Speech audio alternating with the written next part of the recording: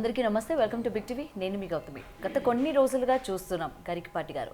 అయితే ఆయన గురించి జరుగుతున్న ఎలివేషన్స్ అనుకోవచ్చు, లేకపోతే దీనికి సంబంధించి కామేశ్వరి గారు గరికపాటి గారి మీద వేసిన కొన్ని అభియోగాలు అని కూడా అనుకోవచ్చు. అయితే ఇదంతా కూడా కొట్టిపారేస్తూ నిన్న గరికపాటి గారి టీం కూడా స్పందించడం జరిగింది. ఇటువంటి దుష్ప్రచారాలు కానీ చేసినట్లయితే పరువు నష్ట దావా వేస్తాము అని చెప్పి కూడా కొంతమందికి హెచ్చరించినట్టు కూడా తెలుస్తోంది. అసలు విడాకులైన ఇన్ని ఏళ్ళకి ఆమె ఈరోజు బయటకు వచ్చి మాట్లాడడానికి గల కారణాలు ఏంటి? దీని వెనక ఏమైనా పొలిటికల్ పార్టీ ఉందా, లేకపోతే ఆమె ఎందుకు ఈరోజు అంటే ఇన్ని సంవత్సరాల తర్వాత ఇవాళ ఆమె బయటకు వచ్చి ఎందుకని ఇతని పైన ఆరోపణలు చేయాల్సి వచ్చింది? సో ఇలాంటి క్వశ్చన్స్ అన్ని కూడా ఇవాళ ప్రతి ఒక్కళ్ళు కూడా రైజ్ అవుతూ ఉన్నాయి. సో వీటి గురించి మాట్లాడితే ఇవాళ మనతో పాటు పొలిటికల్ అనలిస్ట్ దుర్గా వడ్లమనేని గారు ఉన్నారు. ఆవిడతో మాట్లాడి మరిన్ని విషయాలు తెలుసుకునే ప్రయత్నం చేద్దాం. నమస్తే అమ్మా. నమస్తే అండి. గరికపాటి గారు, ఇప్పుడున్న జనరేషన్కి కావచ్చు, ప్రతి ఒక్కరికి కూడా ఆయన ఒక ఆదర్శం. అంటే ఆయన మాటలు కావచ్చు, ఆయన ప్రసంగనలు కావచ్చు, ప్రతి ఒక్కరు ఇంట్రెస్టింగ్గా వింటూ ఉన్నారు. జనరేషన్స్ మారుతున్న కొద్ది కొత్త తరం వాళ్ళకు కూడా. అయితే ఆడవాళ్ళ గురించి, ఆడవాళ్ళని ముఖ్యంగా పెళ్ళైన స్త్రీలని ఎలా చూసుకోవాలి అన్న దాని గురించి ఎప్పటికప్పుడు ఆయన చెప్తున్న వ్యక్తి ఈ విధమైన వాడా, ఇంత కామాంధుడా అని చెప్పి కామేశ్వరి గారు చెప్పడం జరిగింది. అతను ఒక కామ పిచాచి అని సంబోధించడం కావచ్చు. సో వీటన్నిటిని మనం ఏ విధంగా చూడొచ్చు అంటారు? డివోర్స్ అయిన ఇన్నేళ్లకి ఈ రోజు ఇలా మాట్లాడడానికి గల కారణాలు ఏమై ఉండొచ్చమ్మా? ఇప్పుడు కామ పిశాచి అన్నారు కదా. కామ పిశాచి అంటే శారద అన్న ఆవిడ ఇన్ని సంవత్సరాలు ఆయనతో ఉంటారా?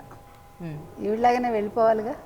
లేదు ఆవిడ బయటకు వచ్చి ఎప్పుడైనా మాట్లాడారా? మనం శారద గారిని ఎప్పుడైనా చూస్తూ ఉంటాం. మనం ఇద్దరు పిల్లల్ని, తన పిల్లలు కాకపోయినా ఆవిడ పెంచి పెద్ద చేశారు కదండి. మరి అందులో ఆ పిల్లలు కూడా ఆవిడనే తల్లిగా భావించారు. చాలా చక్కగా వాళ్ళు పెరగటం జరిగింది, సెటిల్ అవటం జరిగింది. మరి అటువంటి పిల్లలు బయటకు వచ్చి మాట్లాడాలిగా. 9 నెలల క్రితం ఏదైతే కామేశ్వరి గారు 2 వీడియోలు చేశారో, ముఖ్యంగా వాలి సుగ్రీవుల మీద ఒకటి చేశారు. ఆవిడ పేరు కామేశ్వరి సరస్వతుల, ఆ పేరుతో ఆవిడ వీడియో చేశారు. చేసినప్పుడు అందులో ఆవిడ వాలి సుగ్రీవుల గురించి చెప్పడం మనం విన్నాం. ఏమని చెప్పింది ఆవిడ? వాలి అన్నగారు సుగ్రీవుడు తమ్ముడు కాబట్టి అన్నగారు తమ్ముడు భార్యను చేసుకుంటే తప్పులేదు, కానీ సుగ్రీవుడు తమ్ముడు అన్న భార్యను చేసుకోవచ్చు కదా అడిగింది కదా. అసలు ఎవరి భార్యను చేసుకున్నా తప్పే. ఫస్ట్ విషయం అంటే వదిన గారి తల్లితో సమానం, మరదలు కూతురుతో సమానం కదా జనరల్గా మనం చెప్పుకునేది సంప్రదాయంలో. అయితే సరే, మీరే కదా ఈ మాట అంటున్నారు, కామేశ్వరి గారే అన్నారు కాబట్టి కామేశ్వరి గారినే మనం ప్రశ్నిస్తున్నాం. మరి మీకు ఇంత విచక్షణ ఉన్నప్పుడు, నీ మరిది గారు తప్పు చేసినప్పుడు మీరు చెల్లుమని 2 కొట్టి, ఇది తప్పు నాయనా, నేను నీకు తల్లి లాంటి దాన్ని అని మీరు ఎందుకు చెప్పలేదు? ఒకవేళ గరికపాటి గారిదే తప్పు అనుకుంది, ఆయన వ్యామోహం పడ్డారు, ఆయన వ్యామోహపడేలాగా మీరు ఎందుకు బిహేవ్ చేశారు? మీరు ఎందుకు ఖండించలేదు? అవునా కదా? మీరు ఎందుకు ఆయనతో కలిసి వెళ్ళిపోయారు? 21 సంవత్సరాలు ఎందుకున్నారు వారితోటి? ఓకే, 2 పిల్లల్ని ఎలా కన్నారు? ఆయన దుష్టుడు, నీచుడు, దుర్మార్గుడు అంటున్నారు కదా. అంత దుష్టుడు, నీచుడు, దుర్మార్గుడు, కామాంధుడు అయితే మీరు 1 ఏడాది, 2 ఏళ్ళు, 3 ఏళ్ళు ఉండగలరు. ఇప్పుడు మొదటి భర్తను వదిలేసి వచ్చినట్టే ఈయన్ని వదిలేయాలిగా.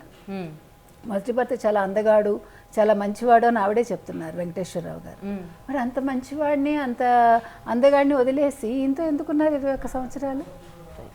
ఇదో పెద్ద క్వశ్చన్ కదండి. ఇప్పుడు సాధారణంగా ఆడవాళ్ళు దేన్నైనా సహిస్తారు, కానీ వేరే స్త్రీతోటి ఏ మొగాడైనా చూసినా కూడా కోపం వచ్చేస్తుంది. ఇంత పొసెసివ్నెస్ ఉంటుంది ఆడదానికి. సహజం ఉండాలి కూడా, ఎందుకంటే మగవాడు చంచల స్వభావుడు అయినప్పుడు ఆడది కంట్రోల్ చేసుకోగలగాలి.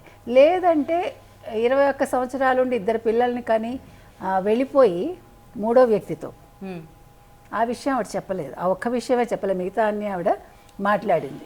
ఇప్పుడు మీరు ఏం ఆశించి చేస్తున్నారు? ఇప్పుడు ఆయనకి ఇంత ఫేమ్ వచ్చింది, ఇంచుమించు 15 ఏళ్ళుగా సుమారుగా గరికపాటి గారు తెలుసు. గత 10 ఏళ్ళుగా గరికపాటి గారికి చాలా మంచి పేరు వచ్చింది. సాధారణంగా మీరు గమనిస్తే ఒక మనిషికి ఒక దశ కాలం, పేరు వచ్చినా ఏమొచ్చినా సిరెత్తుకున్న ఒక దశ కాలం. అంటే అది సహజం కూడా. మీరు గమనించారంటే ఎవరి లైఫ్ అయినా సరే, రాజకీయ నాయకులు కావచ్చు, పెద్దవాళ్ళు కావచ్చు, గొప్పవాళ్ళు కావచ్చు, సినిమా వాళ్ళు కావచ్చు, ఒక దశ కాలం వెలుగుతారు అంతే. ఇప్పుడు ఆ దశ వీరికి అయిపోయిందా? ఈయన ప్రవచనాలు చెప్పనన్నారుగా, 60 ఏళ్ళు వచ్చే ప్రవచనాలు చెప్పనన్నారు. ఆ తర్వాత చెప్పలేదు వారు. అంటే నేను అనేది ఆ ఫేమ్ డీఫేమ్ చేయటానికి ఈవిడ కంకణం కట్టుకున్నారు. 100 కోట్లు, 200 కోట్లు, 300 కోట్లు అని మాట్లాడింది ఆవిడ.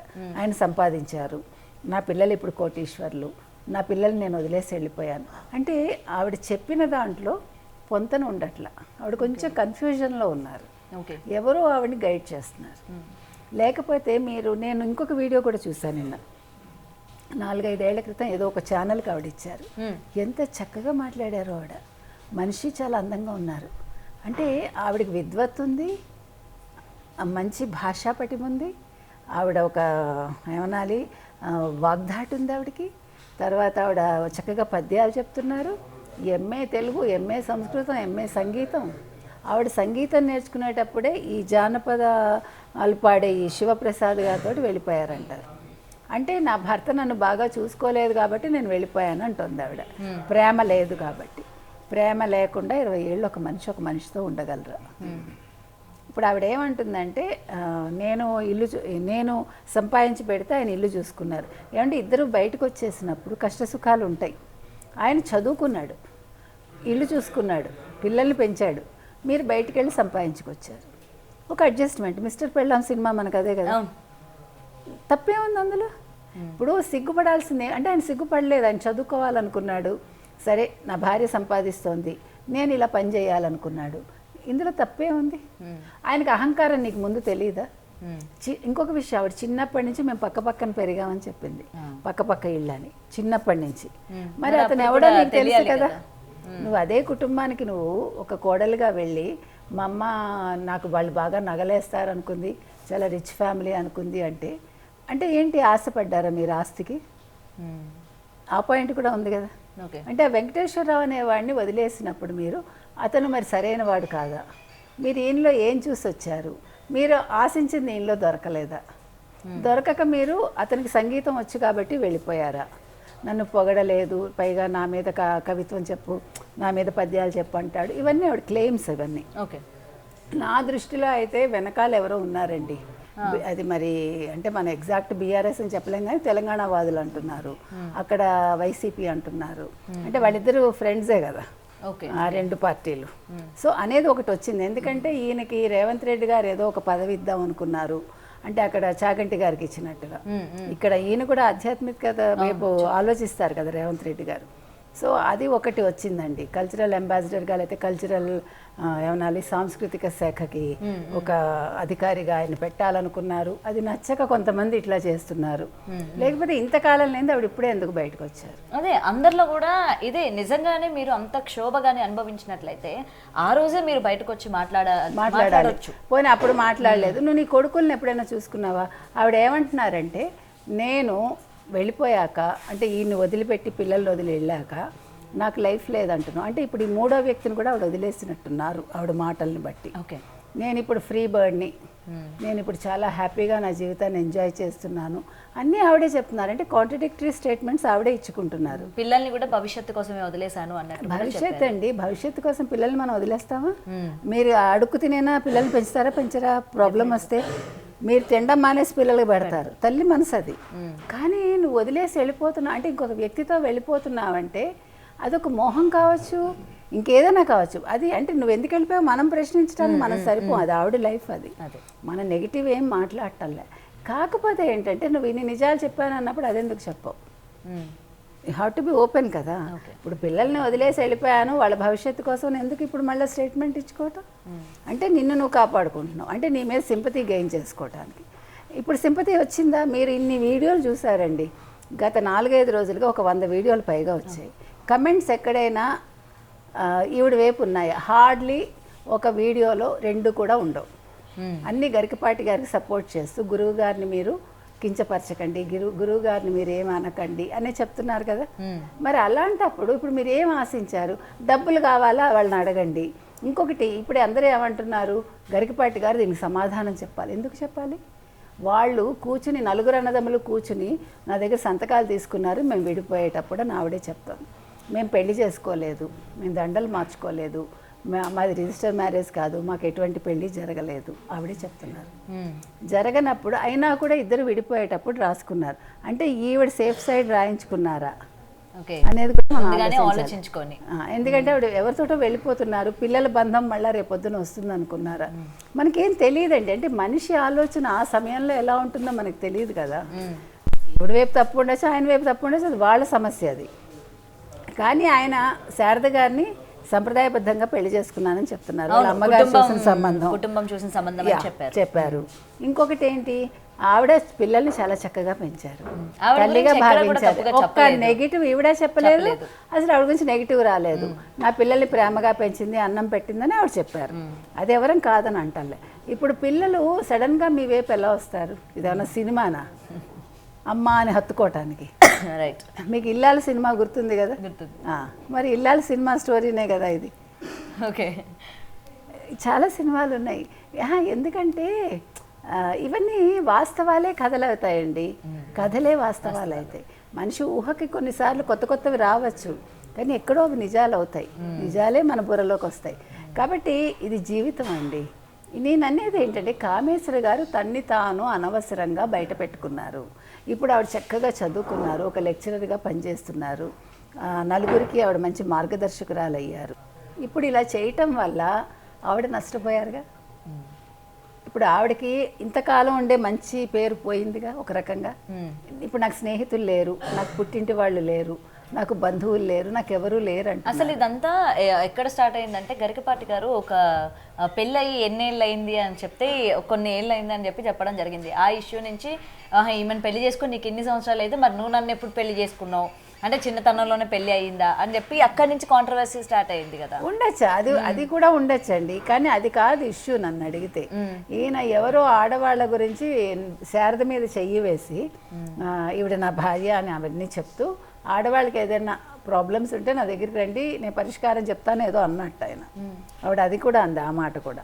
కానీ ఆయన ఎప్పుడు ప్రసంగించినా ఆయన భార్య గురించి గొప్పగానే చెప్తారు. యాస్, అంటే ఇప్పుడు ఆవిడకి నాకు అనిపించింది ఏంటంటే, ఆవిడ ఆయనతో బయటికి వెళ్ళలేదు కాబట్టి ఇప్పుడు శారద గారిని ఆయన బయటకు తీసుకెళ్ళడం, ఆయనకు ఒక విద్వత్తు, ఆయనకు ఒక పేరు రావడం, ఆవిడ కూడా గురువు గారి భార్యగా ఆవిడ అన్ని సన్మానాలు పొందడం ఆవిడకి నచ్చలేదేమో, ఎక్కడైనా ఆవిడకి జెలసీ వచ్చి ఉండొచ్చేమో అనిపిస్తుంది, మనకు తెలీదు. అంతే కదా. ఇప్పుడు వాళ్ళిద్దరి మధ్య ఏజ్ గ్యాప్ ఉందండి, ఏజ్ గ్యాప్ కూడా పెద్ద విషయం కాదు, కానీ వాళ్ళు సంప్రదాయబద్ధంగా చేసుకోలేదు, పెద్దవాళ్ళు చేసిన పెళ్లి కాదు, అది ఒక రకంగా వచ్చేయటమే కదా. సో వాళ్ళు ఎక్కడో అడ్జస్ట్ అవ్వలేదు, సైకలాజికల్గా ఎక్కడో ఏదో గ్యాప్ ఉంది, దానివల్ల ఫ్రీగా ఉండలేదేమో. గిల్టీ కాన్షియస్ కూడా ఉంటుందిగా మనిషికి.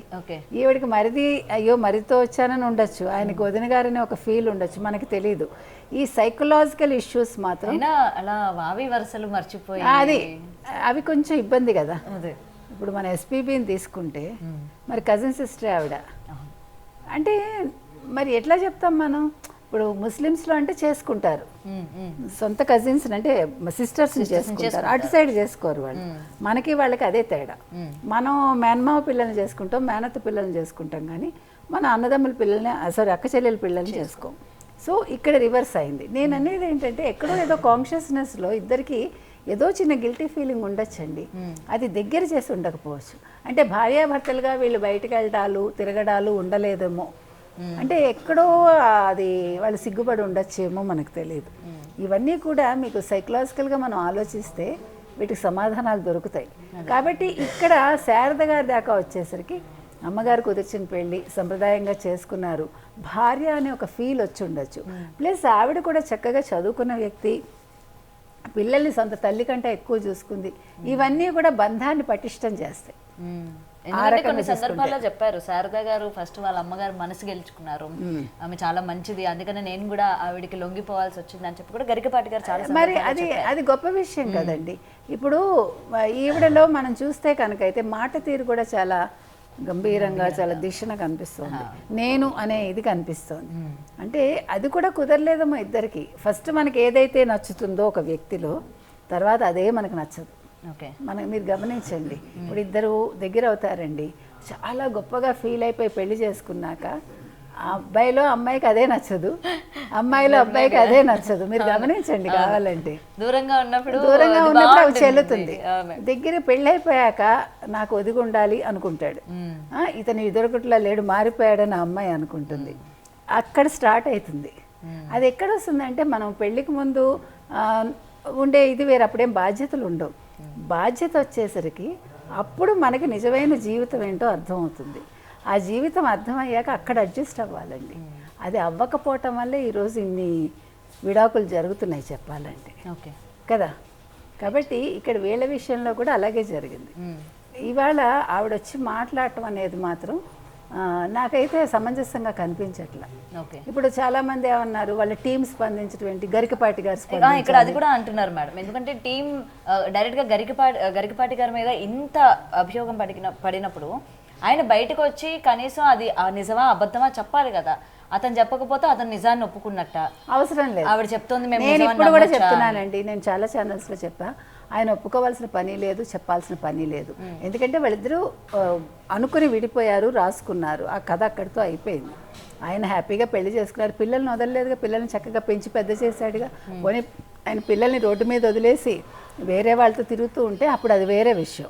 కానీ ఇప్పుడు అదేం లేదు కదా. ఆయనకి అంత మంచి పేరు వచ్చింది, ఒక మంచి గురువుగా అందరూ భావిస్తున్నారు, ఒక మంచి ఆధ్యాత్మికవేత్త, మంచి అవధాని, అది ఆయన చక్కగా ఆసువుగా పద్యాలు చెప్తారు. ఇంత పేరు తెచ్చుకున్నాక ఆవిడతో సంబంధం, ఆవిడ ఇప్పుడు 23 ఏళ్ళు ఎక్కడికి వెళ్ళిపోయింది ఆవిడ. పోనీ మధ్యలో వాళ్ళిద్దరికి సంబంధం ఉండి ఆవిడ పిల్లల్ని వచ్చి చూసి పిల్లల మీద ప్రేమగా ఉంటే దట్స్ ఎ డిఫరెంట్ ఇష్యూ. కానీ ఇప్పుడు అవేమీ లేనప్పుడు ఆయన కొత్తగా వచ్చి ఎందుకు చెప్పాలి అంటాను నేను. అవసరం లేదు. ఇప్పుడు మీ మీద ఒక మరక పడుతుందండి, తుడిచేసుకుంటాం అంతే. దాని గురించి నీ మరక ఎక్కడి నుంచి పడింది అని వెళ్ళి వాళ్ళతో దెబ్బలాడతామా? అవసరం లేదుగా. అవసరం లేదు నా దృష్టిలో. పిల్లలు కూడా చెప్పక్కర్లేదు. ఎందుకు పిల్లలు చెప్పారంటే 9 నెలల క్రితం ఏదైతే ఆవిడ వీడియో రిలీజ్ చేశారో, కామేశ్వరి సరస్వతుల పేరుతో ఒక 2 వీడియోలు చేశారు. అప్పుడు వాళ్ళు క్రిమినల్ కేసు పెట్టారు, పిల్లాడు పెట్టాడు. పెట్టినప్పుడు నిజంగా పిల్లాడు ఒకవేళ తల్లిది తప్పు కాదు, తండ్రిదే తప్పు అనుకుంటే అప్పుడు ఏం చేసి ఉండేవాడు? కేసు పెట్టుండేవాడు కాదు. మా అమ్మ భలే చేసిందే, మా నాన్నదే తప్పు అనేవాడు. అనలేదుగా. అతనేం చిన్నపిల్లాడు కాదుగా, 30 ఏళ్ళు దాటాయిగా. అండ్ ఇప్పుడు కూడా అది ఒకవేళ నిజమైతే తన తల్లికి సపోర్ట్ చేస్తాడు కదా. అదే నేను అంటున్నా, వీడియోలు చేసి ఉండేవాళ్ళు, లేదు కేసు పెట్టకపోయేవాళ్ళు, ఇప్పుడు కూడా బయటకు వచ్చి మాట్లాడేవాళ్ళు. కానీ వాళ్ళు శారద గారినే తల్లి అనుకున్నారు, వాళ్ళు అది మర్చిపోయారు. 10 ఏళ్ళు 12 ఏళ్ళు అంటే వాళ్ళకి విషయాలు గుర్తుంటాయిగా. వాళ్ళేం చిన్నపిల్లలు కాదు, పోనీ తల్లి నన్ను బాగా చూడలేదో చూసిందో అని మర్చిపోవటానికి. కాబట్టి ఇప్పుడు పిల్లలు కూడా మాట్లాడక్కర్లేదండి. టీం స్పందించింది అంటే టీం అని వేశారేమో మనకు తెలియదు. ఏది ఏమైనా వాళ్ళు ఒక హింట్ ఇచ్చారు. ఆవిడ ఎవరితోటి మరి ఒప్పందం చేసుకుంది, ఇవన్నీ ఆలోచించుకుని ఆవిడ కూర్చొని ఒక్కసారి ఆలోచించుకోవాలండి. నేను ఏం చేస్తున్నాను, ఇది మంచా చెడా, ఎందుకు ఇలా చేస్తున్నాను, ఇప్పటికే నాకు చాలా డ్యామేజ్ అయింది అనుకుంటే ఆవిడకి వీడియోలు చేయదు.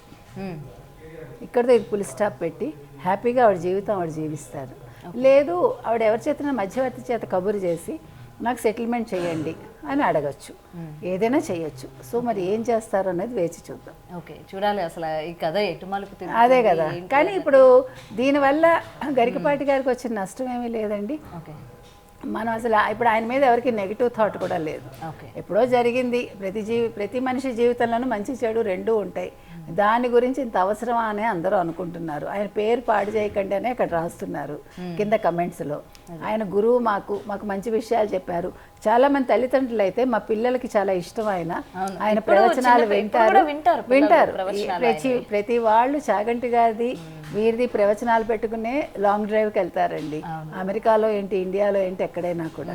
సో ఒక మంచి మార్గంలో పిల్లల్ని మళ్ళిస్తున్నప్పుడు అక్కర్లేని వివాదాలు అనవసరం అని నేను అనుకుంటున్నాను. Okay ma'am, right. చూడాలి అసలు నిజంగా అంటే ఇంత స్థాయిలో ఉన్న వ్యక్తికి రేపొద్దున ఏదో ఒక పదవిలో కూర్చుంటారు, ప్రజలు ఆశించినట్టు ఆయనకు ఒక పదవి కూడా రాబోతోంది అనుకున్న టైంలో ఇటువంటి కాంట్రవర్సీస్ అనేది మామూలేండి. ఎప్పుడైనా కూడా ఎవరైనా ఎదుగుతుంటే చూడలేరు కొంతమంది, అది సహజం. అది ఏంటి ఈయనకైనా, లేదు ఏంటి చాగంటి గారికైనా అంటే మనం కూడా చదువుకుని మనం కూడా ఎదిగితే వస్తాయి అన్నీ కూడా, మన్ని కూడా వరిస్తాయి. కాకపోతే ఈర్ష్యాసీలు అనవసరం అండి మనిషికి. మనకి విద్వత్తు ఉంటే మనం ఎదుగుతాం అంతే. లేదు నేర్చుకోవాలి అంతే తప్ప మీరు ఎదుగుతుంటే నేను ఏడిస్తే ఎప్పటికీ ఇలాగే ఉంటాను నేను. Right, thank you so much. Thank you, నమస్తే. For more videos like this, subscribe Big TV channel.